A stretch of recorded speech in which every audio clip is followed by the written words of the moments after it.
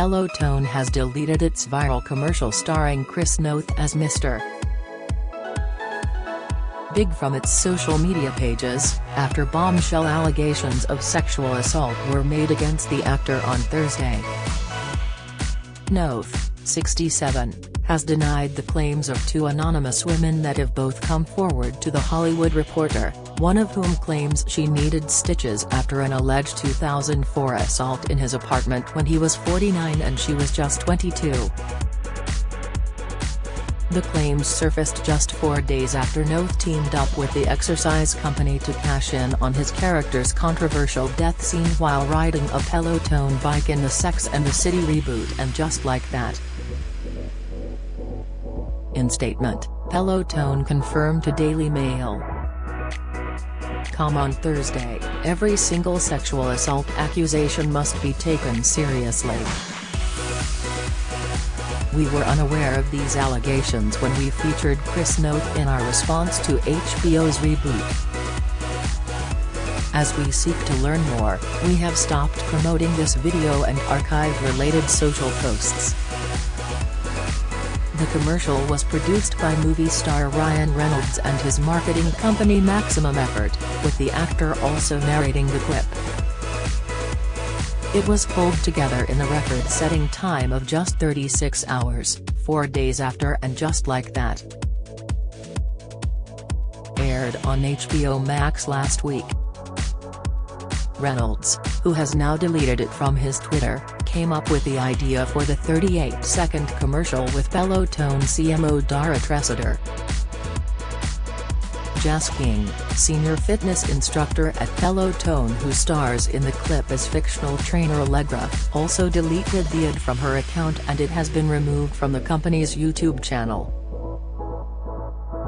Last week, Peloton shares nosedived 11% after Noth was killed off after his character was last seen using the bike. The company responded by issuing a statement through cardiologist Dr. Suzanne Steinbaum, insisting that Mr. Big riding a Peloton bike would have helped delay his fatal heart attack.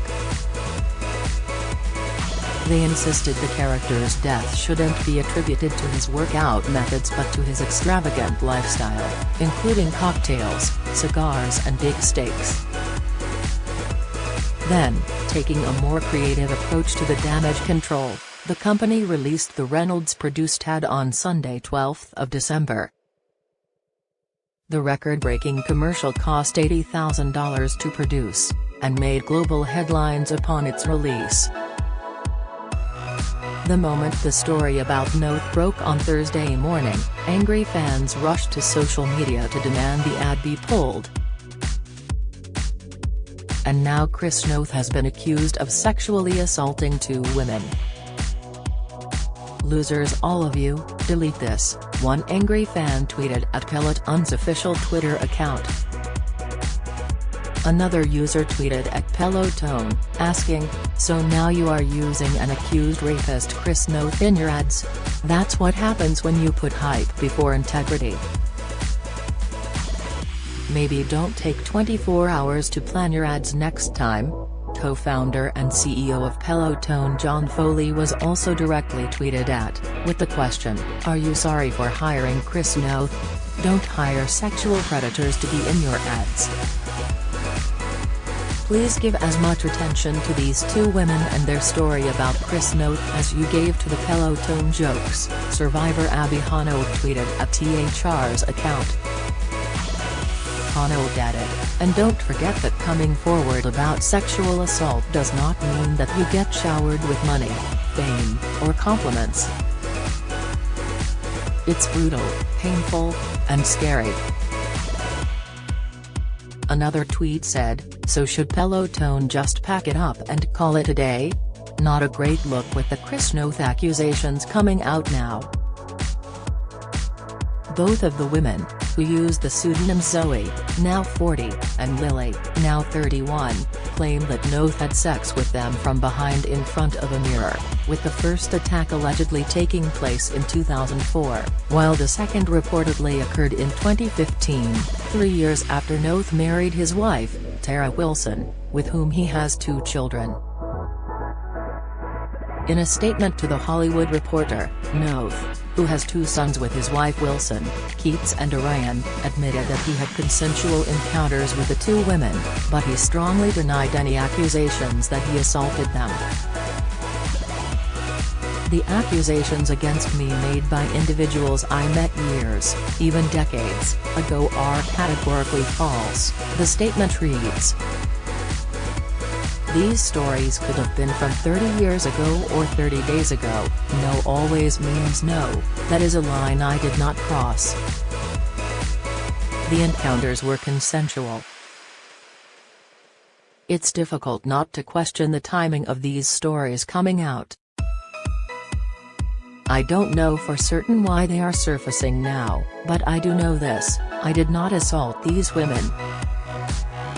The 2 women both also allege that the attacks took place in one of Noth's homes, the first in his Los Angeles apartment and the second in his New York City property, after the actor invited them over. The first, Zoe, said she visited the actor's home in West Hollywood to return a book that he had lent her, while the second stated that she went back to Noth's apartment in Greenwich Village after a date, when he invited her to sample his collection of whiskeys. Both women claimed that the recent publicity surrounding the Sex and the City reboot, and Just Like That, triggered their memories of their encounters with Noth, who has featured heavily in the news in the past week as a result of the shock death of his character, Mr. Big, in the first episode of the new series. The 2 women told THR that the recent publicity surrounding the release of Sex and the City sequel and Just Like That, and Noth's resulting resurgence as a high-profile star, triggered them to go public with their claims. Zoe says she first met Noth while working in an entry-level position at a high-profile firm where Noth and other celebrities regularly had business. She claims that the actor began flirting with her in the office, before he began leaving messages on her voicemail, which her boss alerted her to. She claims that she was raped by Noth in his West Hollywood apartment in 2004 when she was just 22 and he was 49, alleging that the actor invited her into his home to return a book that he had lent her, before raping her from behind while they were facing a mirror. She also claimed that the actor laughed at her when she asked him to use a condom, and that she was left bleeding after the assault, and had to go to the hospital to get stitches. It was very painful and I yelled out, "Stop!" she told THR. And he didn't. I said, "Can you at least get a condom?" And he laughed at me. After the alleged assault, she says she returned to a friend's apartment, which was located in the same building as Noth's home, and tried to wash the blood out of her shirt, before being urged by her friends to go to Cedars-Sinai Hospital, where she told workers that she had been assaulted. "I had stitches. 2 police officers came. I wouldn't say who it was," she says, claiming that she feared she would not be believed and could be fired if she publicly accused Noth of rape.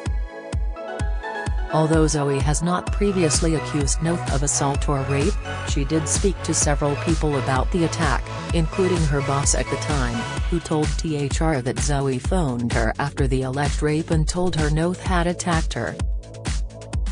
Speaking to the outlet, Zoe's now former boss said that her ex-employee sounded upset and was in shock during the phone call while relaying details of the horrible incident. However, she says Zoe insisted that she not tell anyone about it.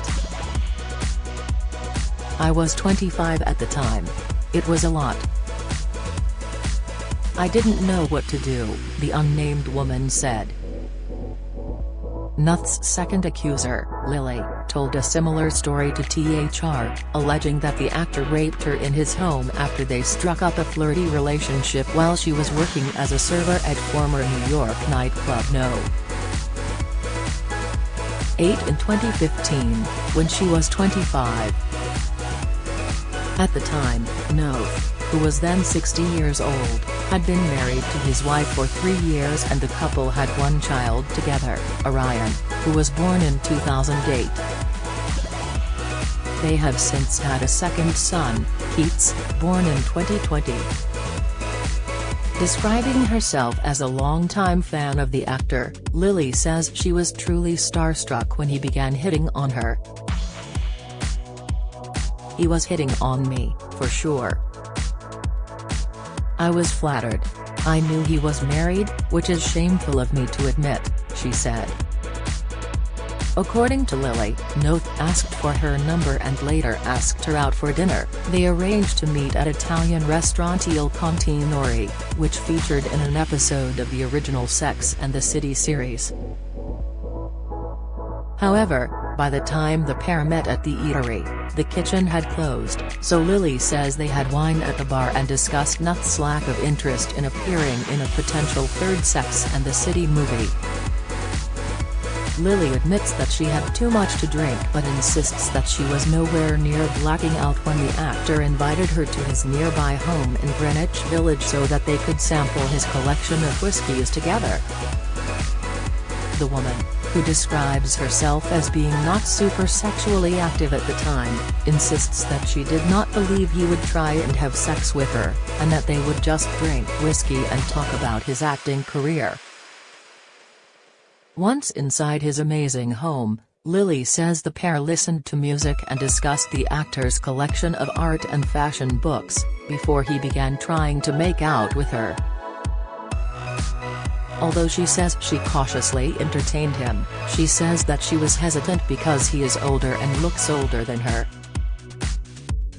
However, Lily says he became more forceful as time went on, claiming that he kept trying and trying and trying.